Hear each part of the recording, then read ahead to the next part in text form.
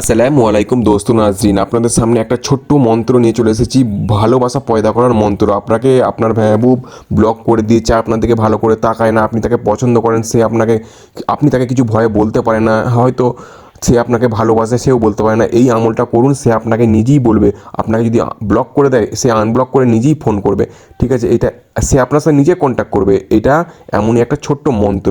এই মন্ত্রটা পড়ে, এই যে রসুন দেখতে পাচ্ছেন, আমরা স্ক্রিনে দেখতে পাচ্ছেন রসুন, এইরকম ধরনের রসুন আপনারা খালি নিয়ে নেবেন। রসুনটা কেন লাগবে, এই রসুনটার ওপরে মন্ত্রটা পড়ে ফুঁ দিতে হবে। ঠিক আছে, এই যে রসুনটা দেখতে পাচ্ছেন, এরকম রসুন নেবেন। একটা এমন রসুন নেবেন যাতে দুটো রসুন জোড়া হয়ে থাকে। ঠিক আছে, এরকম রসুন সব ঘরই আছে। ঠিক আছে, রান্নার কাজে ব্যবহার হয়। ঠিক আছে, এরকম রসুন নেওয়ার পর আপনারা স্ক্রিনে দেখতে পাচ্ছেন একটা মন্ত্র শো হচ্ছে। এই মন্ত্রটা আমি একবার পড়ে শোনাচ্ছি। মুহাব্বাতুন ইলাহি, মুহাব্বাতুন ইলাহি।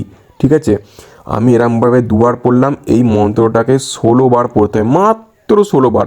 ঠিক আছে, আপনারা দাঁড়িয়ে পাক পবিত্র অবস্থায় 16 বার যে কোনো সময় যে কোনো দিন করে নিন। ঠিক আছে, 16 বার পরে এই রসুনের ওপরে ফুঁ দিয়ে দিন। এই রসুনের ওপরে ফুঁ দেওয়ার পর আপনারা একটুখানি চুপ হয়ে যাওয়ার পর তারপরে আপনারা নিজের মেহবুবের নাম, আপনি যাকে পছন্দ করেন, যাকে বশীকরণ করতে চান, তার নাম ও তার মায়ের নাম 3 বার মুখে উচ্চারণ করে এই রসুনের ওপরে ফুঁ দিয়ে দিন।